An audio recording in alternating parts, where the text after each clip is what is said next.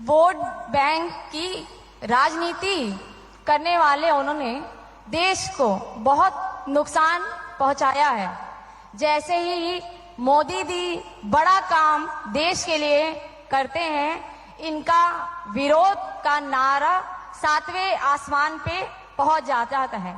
पहले हमने देखा था कि ये सभी 3 तलाक का बहुत विरोध कर रहे थे और अब यूनिफॉर्म सिविल कोड का विरोध कर रहे हैं, जिससे हमारे जो मुस्लिम भाई बहन हैं उनको काफी भ्रम हो रहा है और वे सब भ्रमित हो जा रहे हैं।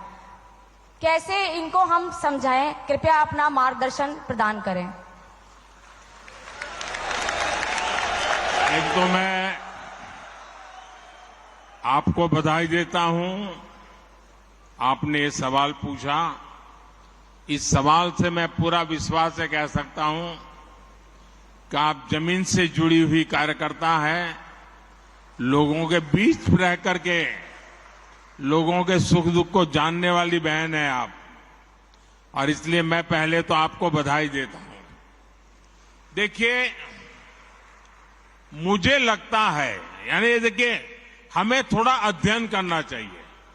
मुझे लगता है कि जो भी 3 तलाक के पक्ष में बातें करते हैं, 3 तलाक की वकालत करते हैं, ये वोट बैंक भूखे लोग मुस्लिम बेटियों के साथ बहुत बड़ा अन्याय कर रहे हैं।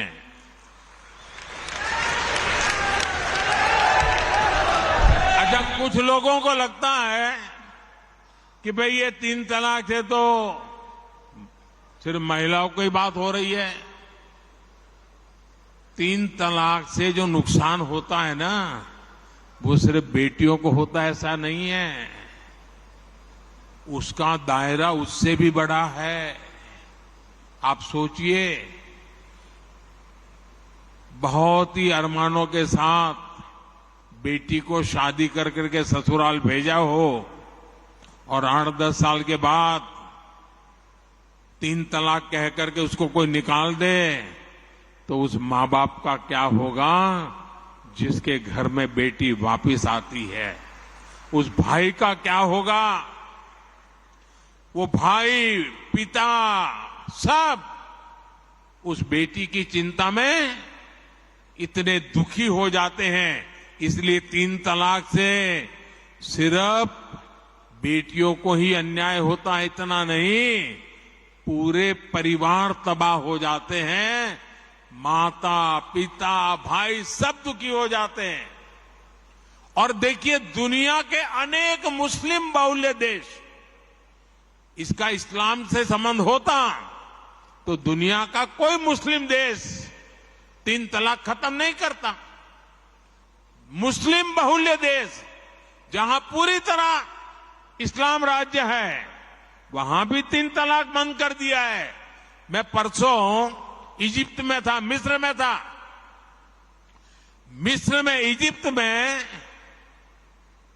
90% से ज्यादा सुन्नी मुसलमान समाज है, और इजिप्ट में आज से 80-90 साल पहले 3 तलाक की प्रथा को समाप्त कर दिया। हमसे 90 साल पहले। अगर 3 तलाक इस्लाम का जरूरी अंग है तो पाकिस्तान में क्यों नहीं होता भाई? अगर 3 तलाक इस्लाम का जरूरी अंग है तो इंडोनेशिया में क्यों नहीं होता?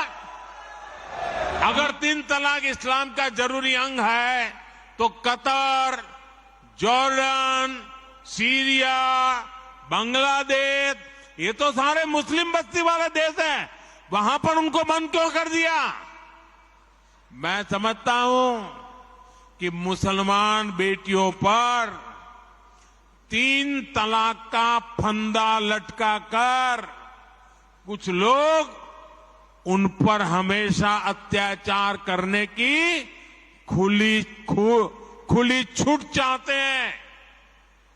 यही लोग 3 तलाक का समर्थन भी करते हैं। और मैं जानता हूं कि इसलिए ही मेरी मुस्लिम बहनें, बेटियां, मैं जब भी जहां जाता हूं वो भाजपा के साथ खड़ी रहती है, मोदी के साथ खड़ी रहती है। साथियों, भारत के मुसलमान भाई बहनों को भी ये समझना होगा कि कौन से राजनीतिक दल उन्हें भड़का करके उनका फायदा लेने के लिए उनको बर्बाद कर रहे हैं। आजकल हम देख रहे हैं कि यूनिफॉर्म सिविल कोड के नाम पर ऐसे लोगों को भड़काने का काम हो रहा है। आप मुझे बताइए, एक घर में परिवार के एक सदस्य के लिए एक कानून हो, परिवार के दूसरे सदस्य के लिए दूसरा कानून हो, तो क्या वो घर चल पाएगा क्या? कभी भी चल पाएगा क्या? फिर ऐसी दोहरी व्यवस्था से देश कैसे चल पाएगा? हमें याद रखना है कि भारत के संविधान में भी नागरिकों के समान अधिकार की बात कही गई है। साथियों, ये लोग हम पर आरोप लगाते हैं, लेकिन सच ये है कि यही लोग मुसलमान करते हैं। अगर ये मुसलमानों के सही मायने में हितैषी होते तो अधिकांश परिवार, मेरे मुस्लिम भाई बहन, शिक्षा में पीछे न रहते, रोजगार में पीछे न रहते, मुसीबत की जिंदगी जीने के लिए मजबूत नहीं रहते। और सुप्रीम कोर्ट ने बार बार कहा है, सुप्रीम कोर्ट डंडा मारती है, कह रही है कॉमन सिविल कोड लाओ, लेकिन ये वोट बैंक के भूखे लोग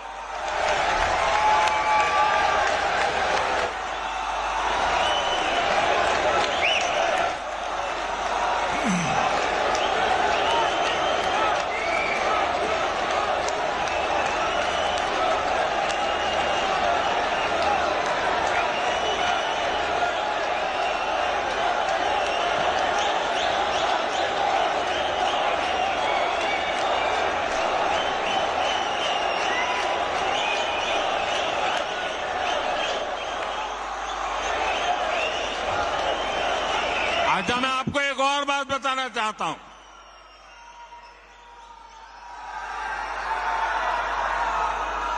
अगर आप हमारे मुसलमान भाई बहनों की तरफ देखोगे और मैं देखता हूं कि जो हमारे पसमानदा मुसलमान भाई बहन हैं,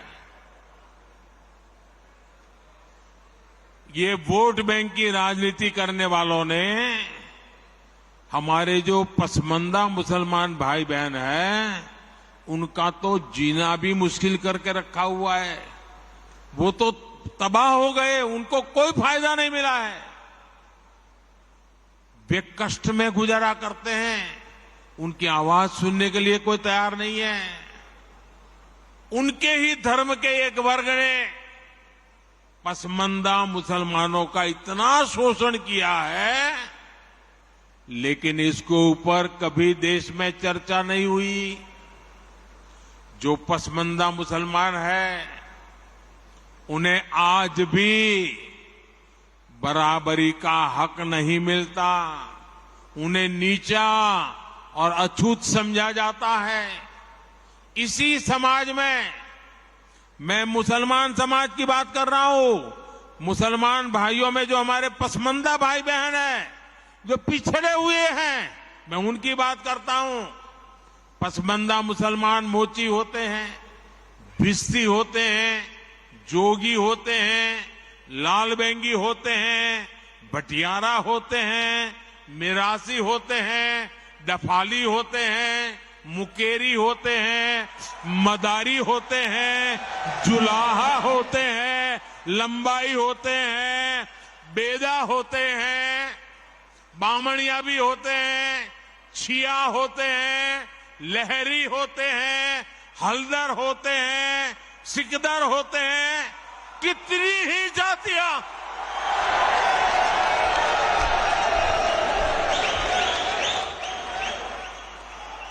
ये सब इतने पिछड़े रहे हैं, इनके साथ इतना भेदभाव हुआ है। भाइयों बहनों, इस भेदभाव का नुकसान उनकी कई पीढ़ियों को भुगतना पड़ा, लेकिन भाजपा देश के हर नागरिक के लिए सबका साथ सबका विकास की भावना से काम कर रही है। आयुष्मान भारत योजना ने उन्हें भी स्वास्थ्य सुविधा का हक दिया है। पीएम आवास योजना के तहत उन्हें भी अपना पक्का घर मिल रहा है। बीजेपी के कार्यकर्ता जब इन तथ्यों और तर्कों के साथ मुसलमान भाई बहनों के पास जाएंगे तो उन्हें ज्यादा बेहतर तरीके से समझाएंगे और उनका भ्रम भी दूर होगा।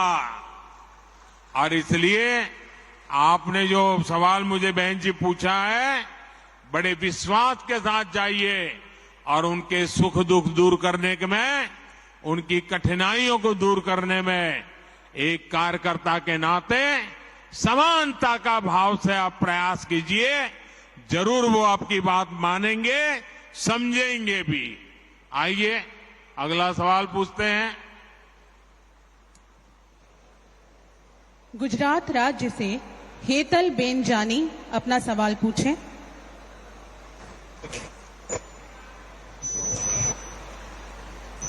नमस्कार। आदरणीय प्रधानमंत्री श्री नरेंद्र भाई मोदी जी को मेरा शत शत नमन। मैं हेतल जानी गुजरात के सुरेंद्रनगर जिले से बोल रही हूँ। मैं आपसे एक सवाल करना चाहती हूँ कि भारतीय जनता पार्टी के खिलाफ कई दल एकजुट होकर, भारतीय जनता पार्टी के खिलाफ कई दल एकजुट होकर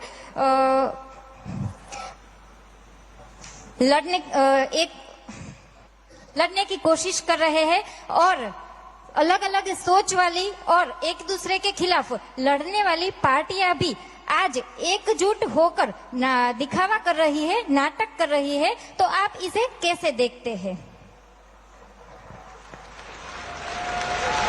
मुझे लगता है आपको भारी गुस्सा है ऐसे लोगों पर।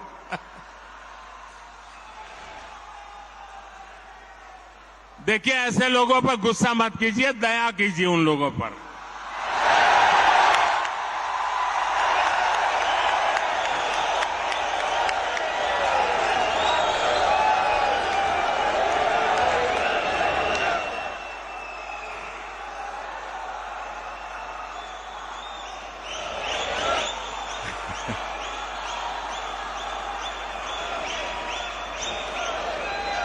अच्छा, आपको याद होगा, जरा मैं पुरानी बात याद कराता हूं। हमने 2014 का चुनाव देखा है और 2019 का भी चुनाव देखा है। देखा है ना? याद है ना? 2014 के हालात क्या थे, याद है ना? 2019 का हाल क्या थे, वो याद है ना? भाजपा के जो घोर विरोधी दल है, 2014 हो या 19, वो कितने ही घोर विरोधी थे, लेकिन उन दोनों चुनावों में हमने देखा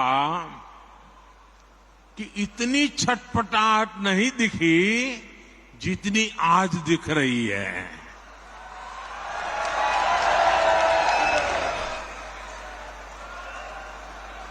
जिन लोगों को कुछ लोग पहले अपना दुश्मन बताते थे, पानी पी पी कर कोसा करते थे, गालियां देते थे, अब उन लोगों को आगे जाकर वो साष्टांग प्रणाम कर रहे हैं, नतमस्तक हो रहे हैं।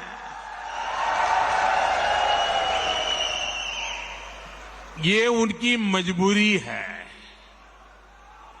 ये विपक्षी दलों की हरकतों से, उनकी घबराहट से साफ है कि देश की जनता ने 2024 के चुनाव में भाजपा को वापस लाने का मन बना लिया है।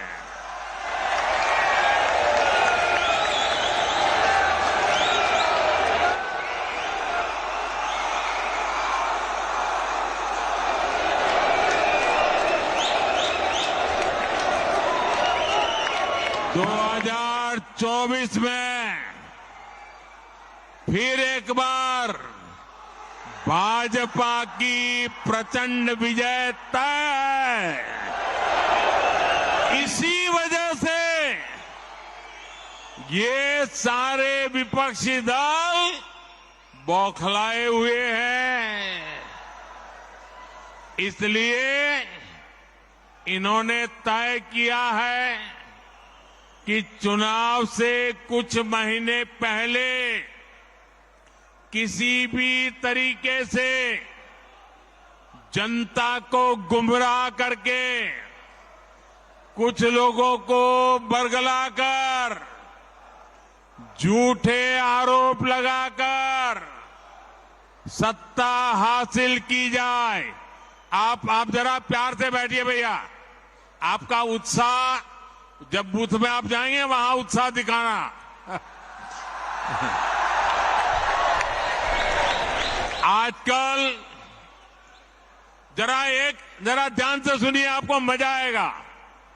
एक बात मैं आपको बताता हूं। आप बैठिए, आगे आने की कोशिश मत कीजिए भैया, आप बैठिए।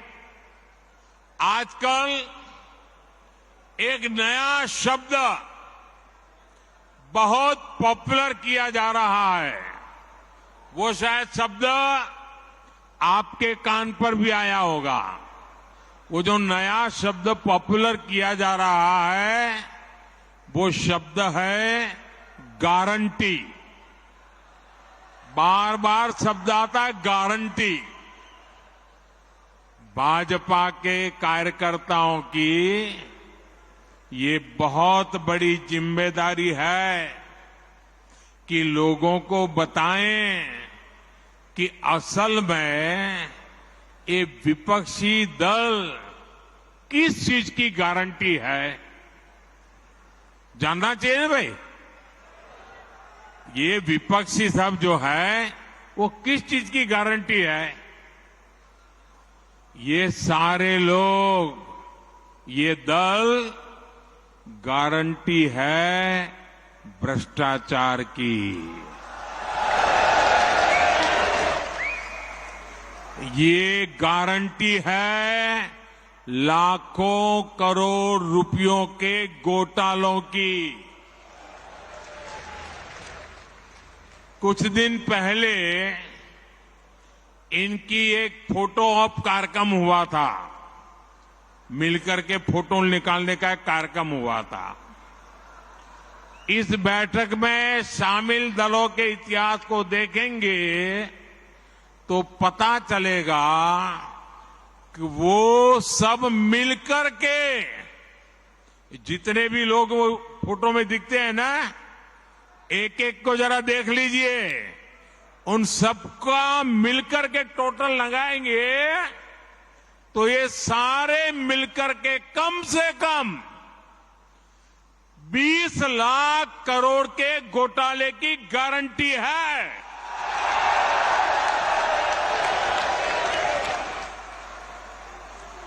और कांग्रेस का घोटाला ही अकेले लाखों करोड़ों का है। 1,86,000 करोड़ का कोयला घोटाला, 1,76,000 करोड़ का 2G घोटाला, 70,000 करोड़ रुपए का कॉमनवेल्थ घोटाला शामिल है, 10,000 करोड़ रुपए का मनरेगा घोटाला, हेलीकॉप्टर से लेकर सबमरीन तक कांग्रेस के घोटाले से कोई ऐसा क्षेत्र नहीं है जो कांग्रेस के घोटाले की हाथ का शिकार न हुआ हो। अब दूसरा देखिए, आरजेडी हजारों करोड़ के घोटाले का आरोप है। चारा घोटाला, अलकतरा घोटाला, पशुपालन शेड घोटाला, बाढ़ राहत घोटाला, आरजेडी के घोटालों की इतनी लंबी सूची है, अदालतें भी थक गई, एक के बाद एक सजा घोषित करती चली जा रही है। उधर तमिलनाडु में देखिए, डीएमके पर अवैध तरीके से 1.25 लाख करोड़ की संपत्ति बनाने का आरोप, टीएमसी पर भी 23,000 करोड़ रुपए से ज्यादा के घोटाले का आरोप, रोजवेली घोटाला, शारदा घोटाला, शिक्षक भर्ती घोटाला, गो तस्करी घोटाला और कोयला तस्करी घोटाला। बंगाल के लोग ये घोटाला कभी भूल नहीं सकते। अगर मैं एनसीपी की बात करूं तो एनसीपी पर भी करीब 70,000 करोड़ रुपए के घोटालों का आरोप है। महाराष्ट्र स्टेट कोऑपरेटिव बैंक घोटाला, महाराष्ट्र सिंचाई घोटाला, अवैध खनन घोटाला, इनकी लिस्ट भी बहुत लंबी है। इन पार्टियों के घोटालों का मीटर कभी डाउन ही नहीं होता। मैं तो कहूंगा कि बीजेपी के किसी कार्यकर्ता को कोशिश करनी चाहिए कि इन पार्टियों का घोटाला मीटर बनाने की एक बढ़िया, आप में से जो इनोवेटिव हो ना, बढ़िया इनके घोटालों का मीटर बढ़ा दीजिए। हाँ, इन पार्टियों के पास घोटालों का ही अनुभव है, इसलिए अगर कोई गारंटी है इनकी तो एक ही गारंटी है, और वो गारंटी है घोटालों की गारंटी। अब देश को तय करना है, क्या ये घोटालों की गारंटी को देश स्वीकार करेगा? देश स्वीकार करेगा? लेकिन दोस्तों, मैं आपके बीच में से पल करके बड़ा हुआ हूं, आपसे साथ काम करते करते आपने मुझे यहां पहुंचाया है, तो आज मैं भी एक गारंटी देना चाहता हूं। दे दूं? दे दूं? दे दूं? अगर उनकी घोटाले की गारंटी है तो मोदी की भी एक गारंटी है।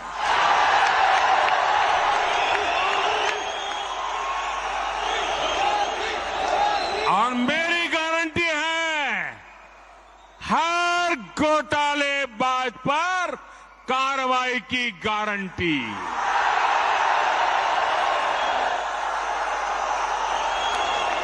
हर चोर लुटेरे पर कार्रवाई की गारंटी।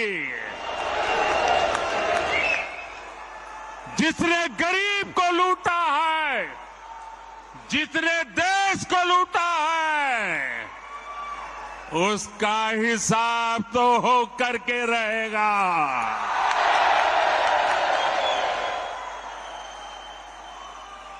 आज जब कानून का डंडा चल रहा है, जब जेल की सलाखें सामने दिख रही है, तब जाकर के ये जुगलबंदी हो रही है।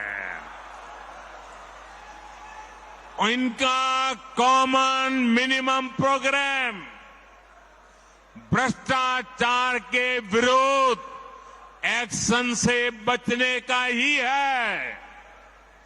भाजपा के बूथ स्तर के कार्यकर्ता इस बात को गांव-गांव तक पहुंचाएंगे तो लोगों को इनकी वास्तविकता का पता चल ही जाएगा। लोग स्वयं जागरूक है, वो देख रहे हैं इस विपक्षी एकता की कोशिश के पीछे सभी दलों की क्या मंशा है। उन दलों की असली पहचान 20 लाख करोड़ रुपए के घोटाले की गारंटी है। यही उनका इतिहास है। आप देखिए कि गांव में कोई अपराधी जब अपनी जेल में सजा काटकर गांव में आता है तो उसे लेकर क्या रवैया रहता है। वो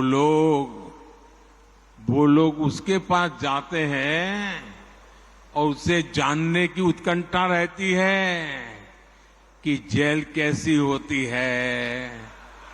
जिनको खुद जेलने का डर होता है, अब पटना से बढ़िया जगह क्या हो सकती है। और आज हम देख रहे हैं कि कई लोग जो जमानत पर चल रहे हैं, जो घोटालों के आरोपी हैं, जिनके ऊपर भ्रष्टाचार के आरोप है, ऐसे लोग उन लोगों से जाकर मिल रहे हैं जो सजा काट रहे हैं या जेल में से अनुभव लेकर के आए हैं। ये इस तरह एक दूसरे को बचाने में उसकी कोशिश कर रहे हैं। ये देश के लोगों को समझना है और देश के लोग हमसे भी ज्यादा इन बातों को भली भांति समझते हैं। साथियों, कोई गरीब ये नहीं चाहता कि उसके बच्चों के नसीब में भी गरीबी रहे। हमें लोगों को ये बताना होगा कि उन्होंने अपने बच्चों का भविष्य सुधारने के लिए जिनको वोट दिया उसका क्या परिणाम हुआ।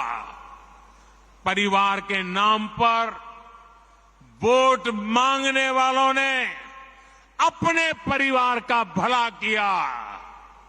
अब आपको सोच समझ कर तय करना है कि आप किसका भला होता देखना चाहते हैं।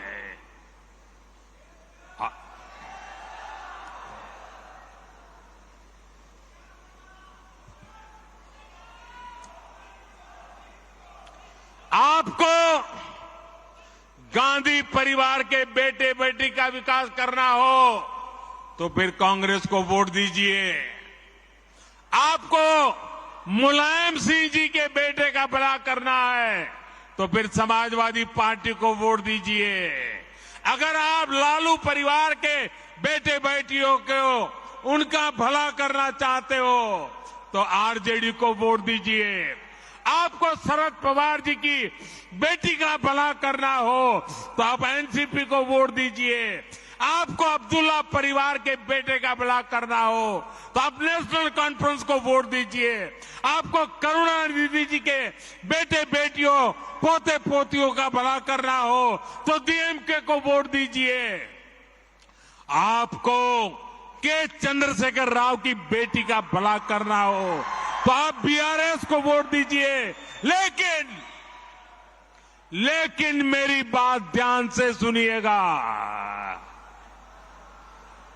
मेरे देशवासियों, मेरी बात ध्यान से सुनिएगा। अगर आपको अपने बेटे का, अपनी बेटी का, अपने पोते का, अपनी पोती का, अपने नाते का, अपनी नाती का, अगर आपको अपने परिवार के बच्चों का भला करना है तो आप वोट भाजपा को दीजिए।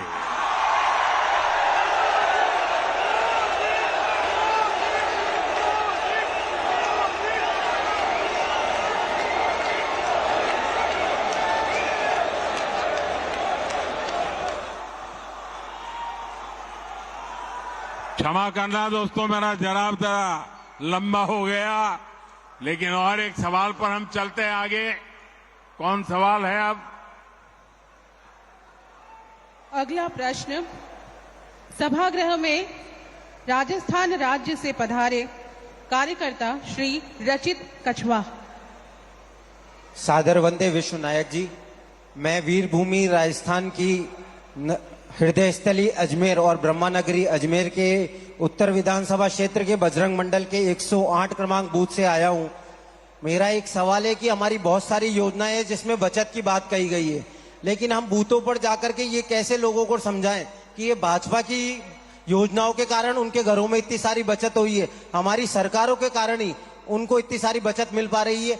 ये हम बूथों पर जाकर के कैसे समझाएं? माननीय प्रधानमंत्री जी, ये बहुत ही अच्छा सवाल आपने पूछा है। ये मेरे सभी जो वीसी पर भी कार्यकर्ता बैठे हैं उनको भी ये जवाब बहुत काम आएगा, आप लोगों को भी बहुत काम आएगा, और इसलिए मैं इस सवाल को थोड़ा सा ढंग से समझाना चाहता हूं आपको।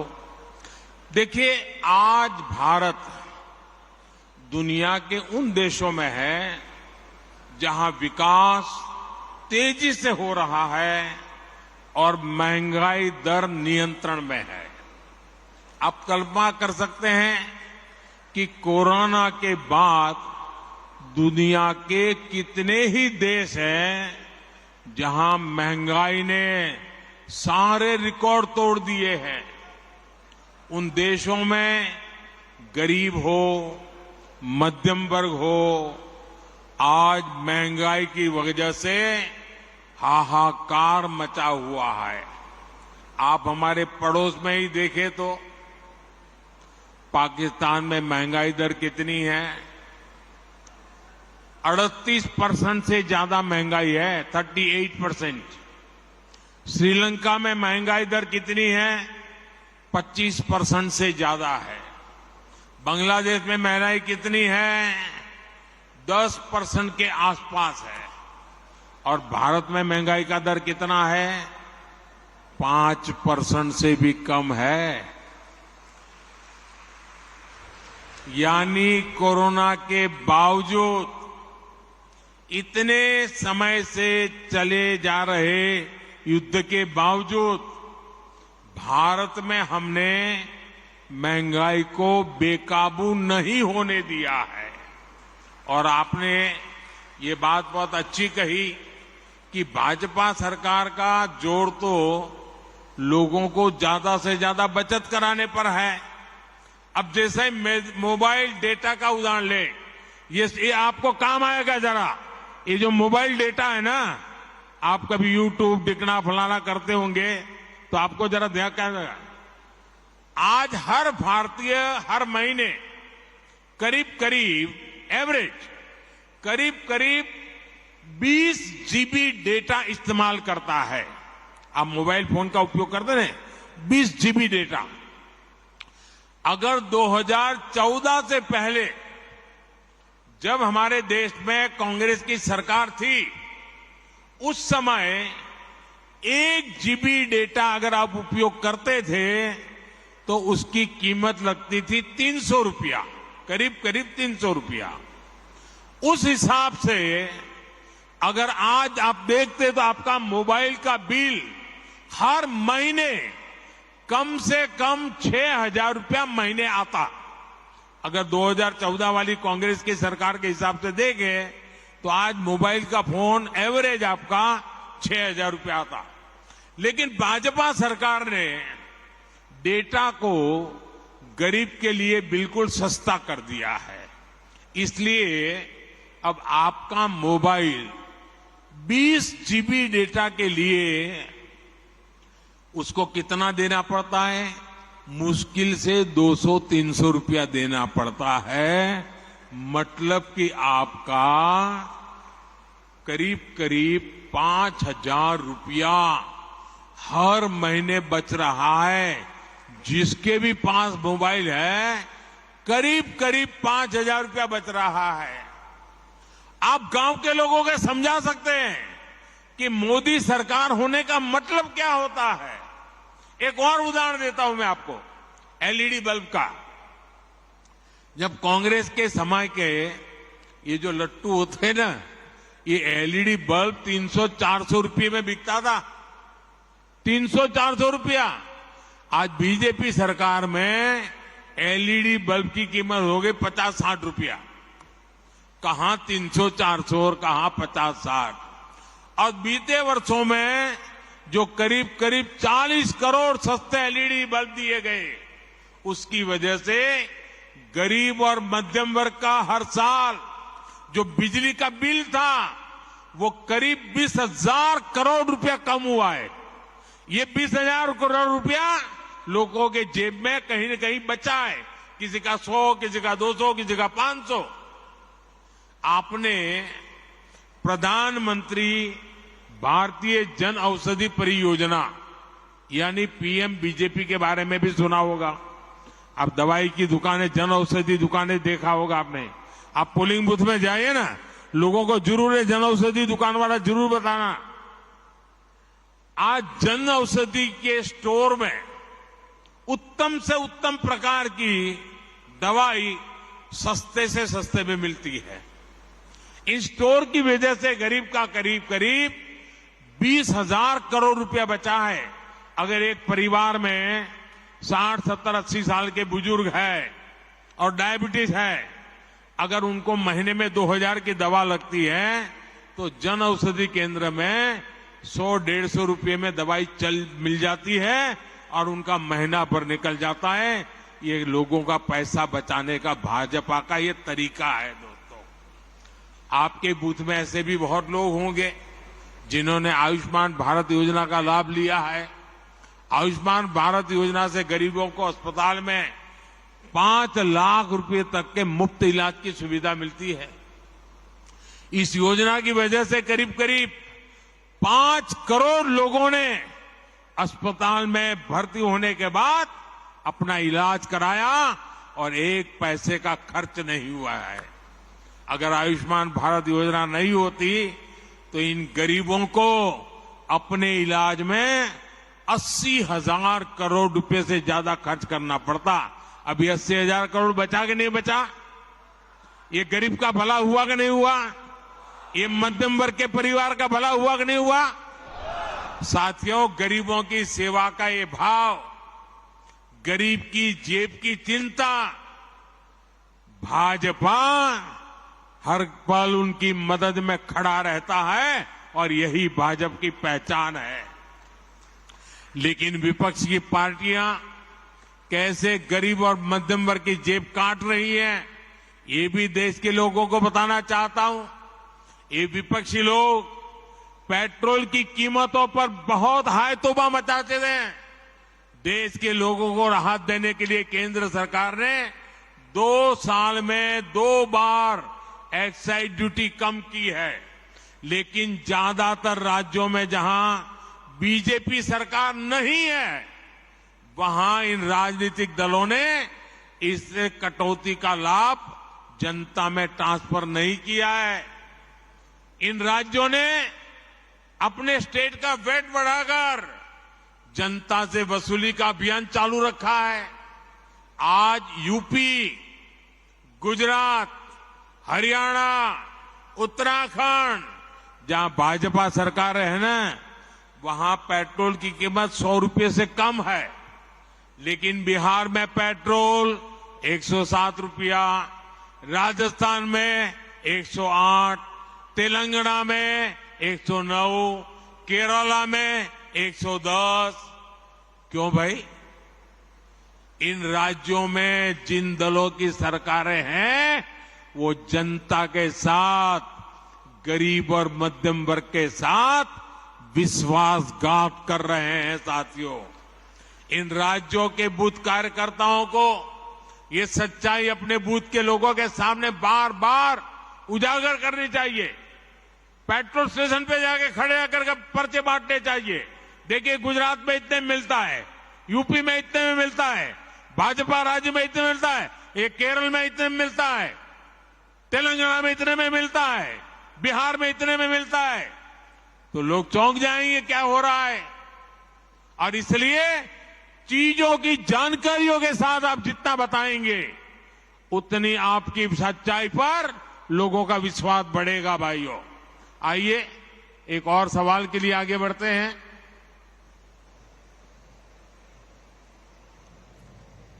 अगला प्रश्न है सभा कक्ष में उपस्थित श्री संजय सोडी जी द्वारा, जो छत्तीसगढ़ से आए हैं। हाँ, बोलिए।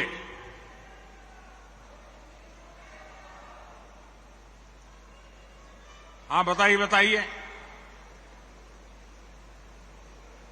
आपका माइक नहीं चल रहा है।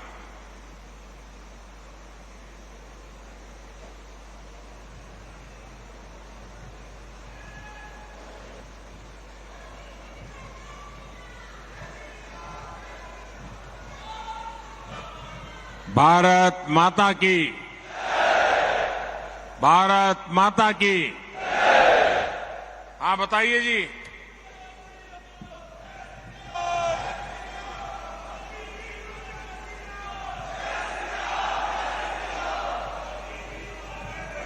जय श्री राम।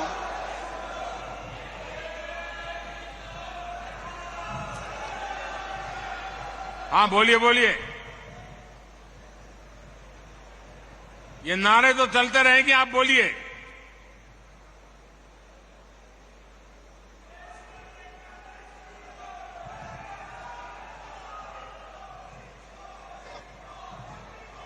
आप शांत रहिए, उनकी आवाज आ रही है, जरा शांत रहिए आप। हाँ,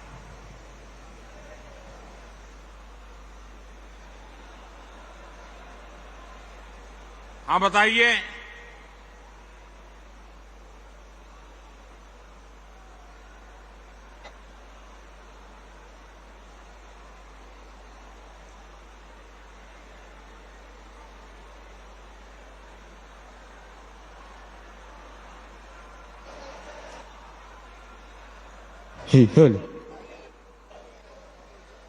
हाँ हाँ, सुनाई दे रहा है, बताइए क्या हो रहा है। हाँ,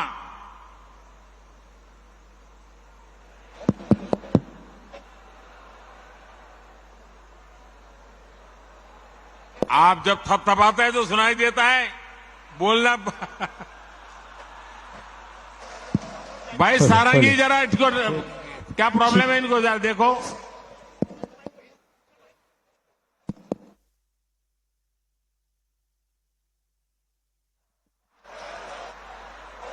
माइक। माननीय प्रधानमंत्री जी,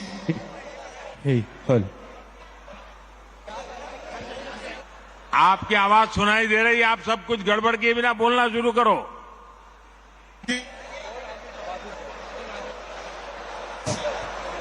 हेलो, माननीय प्रधानमंत्री जी, माइक प्रॉब्लम, माइक। माननीय प्रधानमंत्री जी, जिलों की नगरी भोपाल में आपका स्वागत है, वंदन है, अभिनंदन है। मैं छत्तीसगढ़ की पावन धरा से आपको मेरी ओर से हाथ जोड़ के जय जोहार, सेवा जोहार करता हूं। मैं संजय सोडी, शक्ति केंद्र क्रमांक 1 सुकमा का प्रभारी हूं। मैं छत्तीसगढ़ के अंतिम छोर सुकमा जिला का निवासी हूं, जिसको आप सब नक्सलगढ़ के रूप में जानते हैं। मैं दक्षिण बस्तर के उन आदिवासी भाइयों के विषय में, वहां के अन्य समाज के जो किसान हैं उनके विषय में कहना चाहता हूं। उनके पास उपजाऊ जमीन होने के बावजूद आज वो पिछड़े हैं।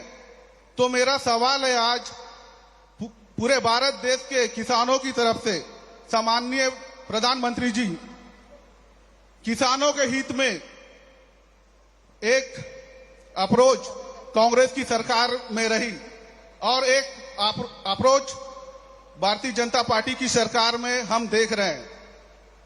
इस अंतर को हम सामान्य जनों को, आम जनों को कैसे बता सकते हैं और उन्हें कैसे समझा सकते हैं? बहुत बहुत धन्यवाद। आपने किसानों का विषय लिया, अच्छा किया, क्योंकि मैं कब से बात कर रहा था, शायद ये विषय छूट जाता अगर आप न पूछते तो। देखिए, आज जरा पहले का अनुभव याद कीजिए, किसानों के साथ क्या होता था।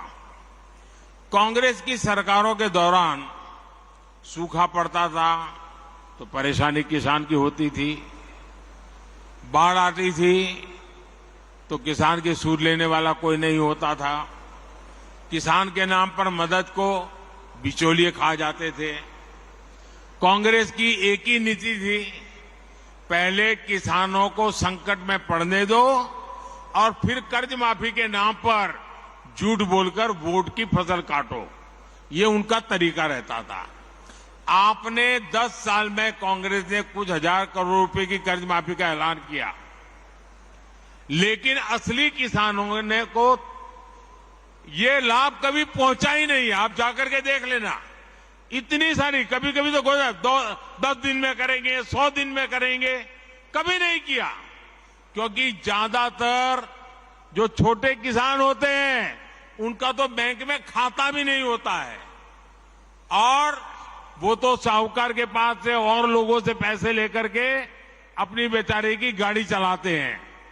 और इसलिए ये कर्ज माफी के नाम पर राजनीति करते थे, देते नहीं थे और छोटे किसान को तो नसीब ही नहीं होता था। लेकिन भाजपा सरकार आज पीएम किसान सम्मान निधि से सीधा पैसा किसान के बैंक खाते में भेज रही है। इससे छोटे से छोटा किसान भी लाभान्वित हो रहा है। अभी तक इसके तहत आपको आंकड़ा याद रखना चाहिए, 2.25 लाख करोड़ रुपए। कितने? 2.25 लाख करोड़ रुपए। कितने? 2.25 लाख करोड़ रुपए किसानों के खाते में जमा हो चुके हैं और वो भी करीब करीब 11 करोड़ किसान इस स्कीम के लाभार्थी हैं। साथियों, भाजपा की सरकार ने किसानों पर महंगे यूरिया, महंगे फर्टिलाइजर का बोझ भी नहीं पड़ने दिया। इसके लिए सरकार ने 2 लाख करोड़ रुपए से अधिक खर्च किया ताकि किसान को फर्टिलाइजर सस्ता मिले। आप में जरा आंकड़े याद रखना, आज अमेरिका में यूरिया की अगर 50 किलो की बैग है तो कीमत है 3,000 रुपये। ब्राजील में उसी बोरे की कीमत है 3,500 रुपये।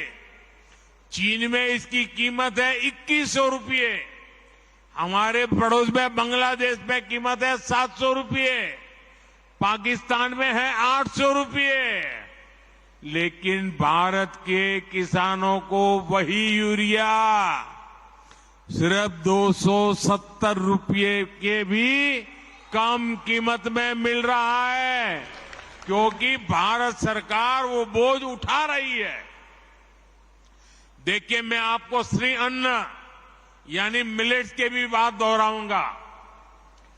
अभी मैं मिस्र में था तो वहां मिलेट्स की काफी चर्चा हुई।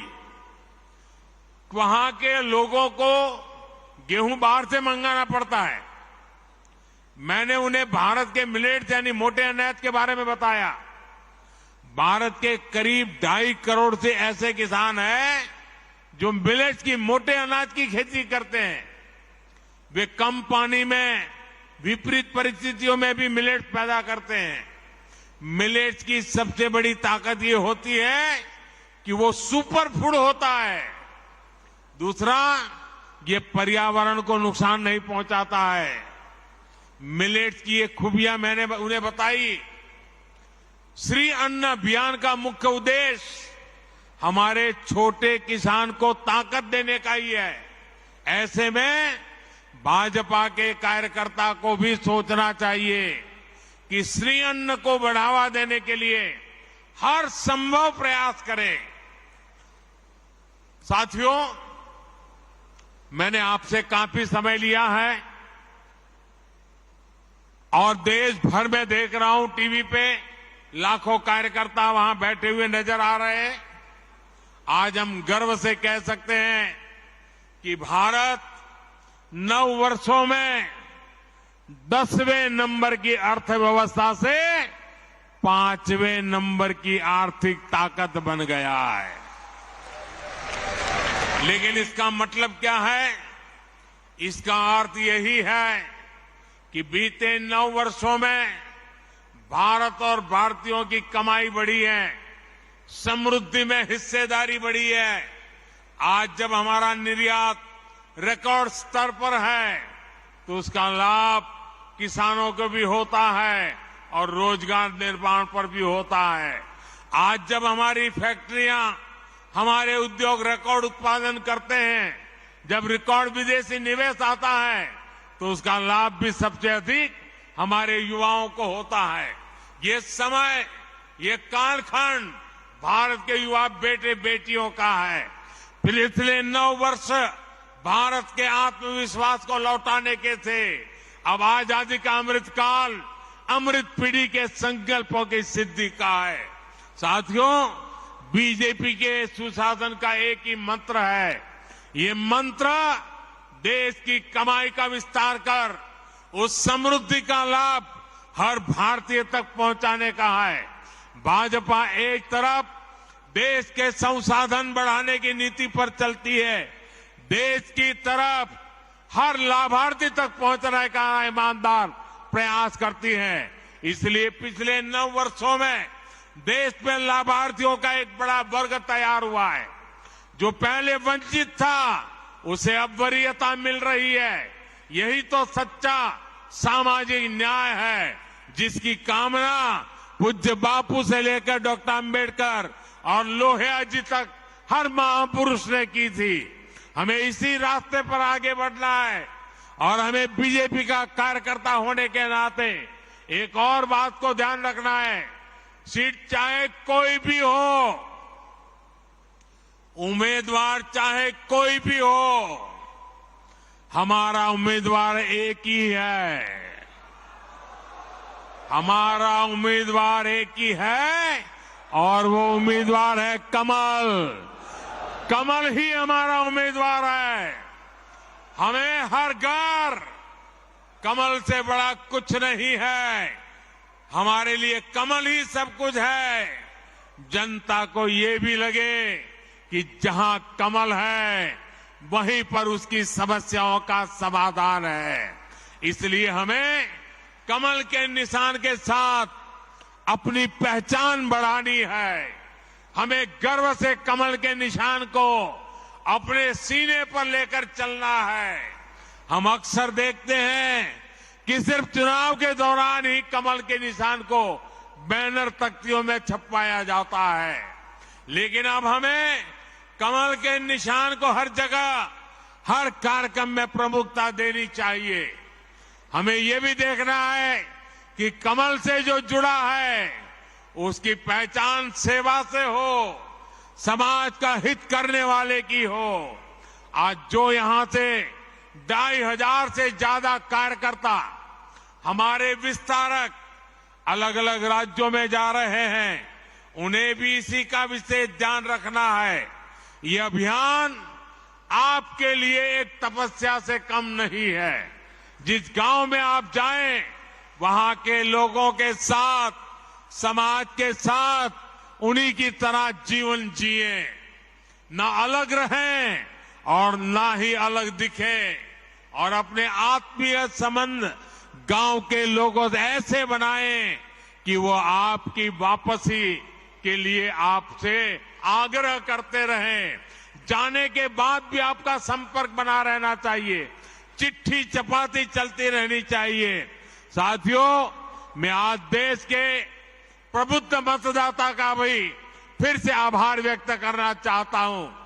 आर्थिक हो या सामाजिक, देश आज निर्णायक फैसले इसलिए ले रहा है क्योंकि दशकों बाद देश के लोगों ने एक मजबूत और स्थिर सरकार चुनी है। आज पूरी दुनिया में भारत को लेकर इतनी पॉजिटिविटी इसलिए है क्योंकि यहां एक मजबूत सरकार है। आने वाले 25 साल यानी आजादी के अमृत काल में विकसित भारत के निर्माण के लिए यही स्थिरता, यही मजबूती, यही हमारे लिए आवश्यक है। हमने इसीलिए आगे बढ़ना है। इसी संदेश के साथ हमें बूथ बूथ पर अपने संवाद को आगे बढ़ाना है। इतनी बड़ी तादाद में, इतने शानदार कार्यक्रम में 10 लाख कार्यकर्ताओं के साथ मुझे जो बातचीत करने का, सवाल जवाब करने का अवसर मिला, मेरे लिए ये मेरी विदेश यात्रा की थकान भी आपको मिलकर के उतर गई। ये आपका प्यार, ये आपकी ऊर्जा, ये और नए काम करने की ताकत देती है। मैं फिर एक बार आपको बहुत बहुत बधाई देता हूं, बहुत बहुत शुभकामनाएं देता हूं। मेरे साथ जोर से बोलिए, भारत माता की, भारत माता की, भारत माता की, वंदे वंदे वंदे वंदे वंदे वंदे वंदे वंदे वंदे